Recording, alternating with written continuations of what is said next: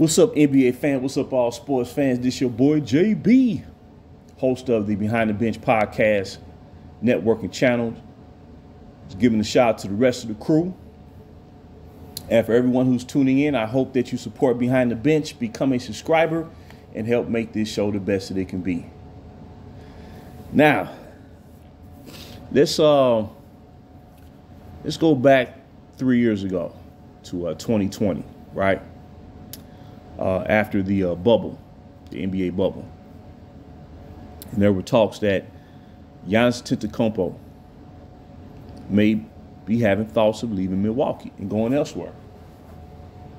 He didn't say that. He didn't say that, though. The talking heads was putting that notion out there because they was putting pressure on him to leave Milwaukee to join forces and form a super team.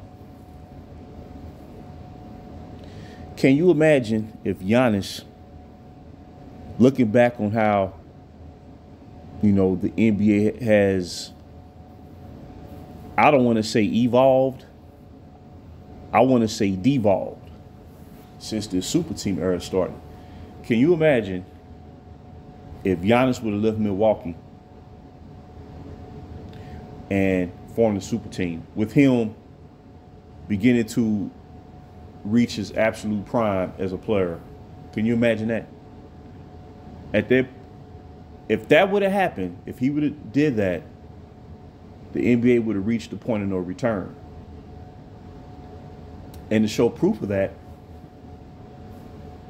Giannis, when he announced that he was going to sign his previous extension, because he has again re-signed for an additional 3 years with Milwaukee. Can you imagine a situation where he proved the nays and the says wrong? Because prior to the start of the 2020-21 season, he said, the Milwaukee Bucks organization believed in me, and I believe in the organization. That moment uplifted the whole franchise. It uplifted his teammates, coaching staff, front office, and the fans. He said, let's go to work and let's bring home a championship.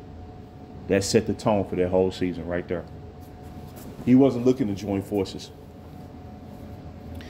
And the very year, the nays and the says said, well, if he want to stay in Milwaukee, that's his choice. But quote unquote, I don't believe that he can necessarily win a championship in a small market city. Man, he delivered the goods. And remember, he suffered that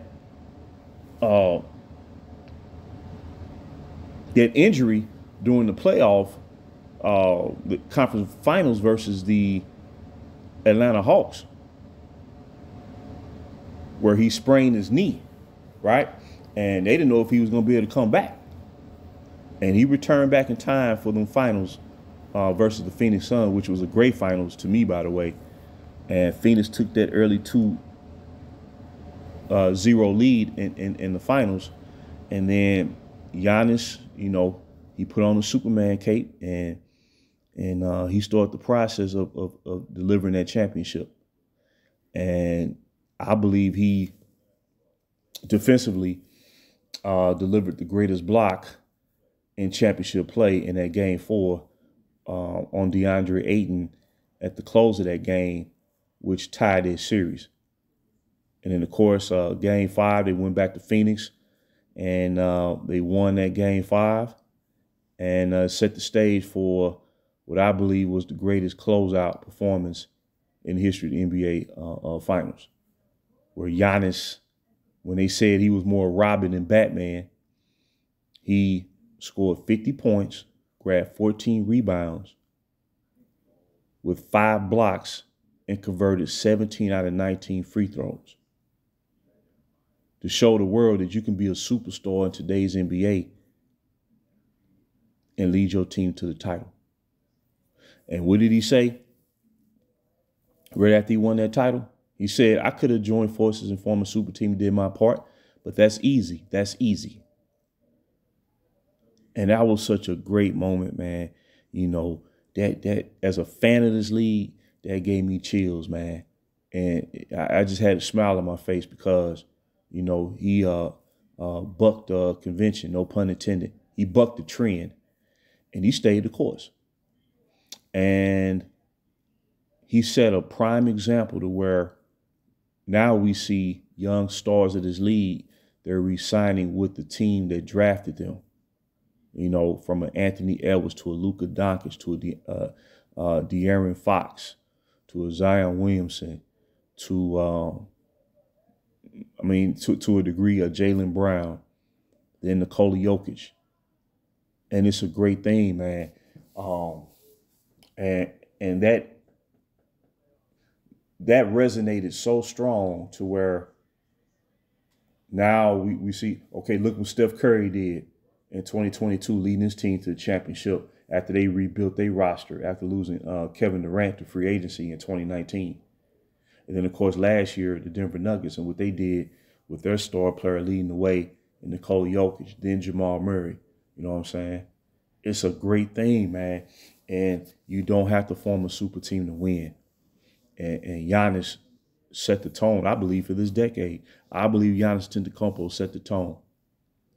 Whether he wins another championship or not, if he can win one more championship in his career in a small market team, city such as Milwaukee, you know, he would have to go down considering, you know, the accomplishments that he's achieved, Defense Player of the Year, 2-time league MVP or whatnot. You know, he darn near averages 30 points a game. He's getting you like 13, 14 rebounds a game, you know. And for the most part, he's durable. He shows up every night. You know what I'm saying? And if he were to win another championship, you know, he to me, the player that I would compare him to would be someone like an Hakeem Olajuwon, who led his team to 2 championships for the Houston Rockets. And I would have to, you know, like neck and neck, you know, and Hakeem Olajuwon is historically viewed as a top 10 player. So by the time Giannis Antetokounmpo finishes up, you know, he should be given that consideration, that type of, you know, recognition, you know. But, yeah, he set the tone for the decade. And I just want to reflect back on that, man. It's special. It's special. Now, don't get me wrong. All superstars have not played their career for one team. So it's not about long-standing fans saying that a superstar has to stay with one team their whole career, especially if the team has not been successful. You know, like when Charles Barkley left, who got traded from the Philadelphia 76ers. You know, they were a below-average team, and he was in his prime. So fans understand a situation like that. But for a player a superstar to play his whole career for one team, that's special. From Kobe Bryant to Tim Duncan to Dirk Nowitzki, Steph Curry is going to do it. Potentially someone like a Jason Tatum, you know what I'm saying? Giannis, I can see him doing that. Larry Bird, Magic Johnson, and for the most part, Michael Jordan, because the 2 years in Washington, you know, that was a situation where, you know, ownership, you know, asked him to play and step down from his position as team president to boost revenue for the Wizards, because fans weren't attending the games. But when you think of Michael Jordan, you think of the Chicago Bulls, you know what I'm saying? And he stayed the course too. So he played his whole career for Chicago Bulls. You know what I'm saying? So when you see a player do that, man, it's special. It's special. So I just want to drop that real quick. Until next time, this is JB for BTB Behind the Bench.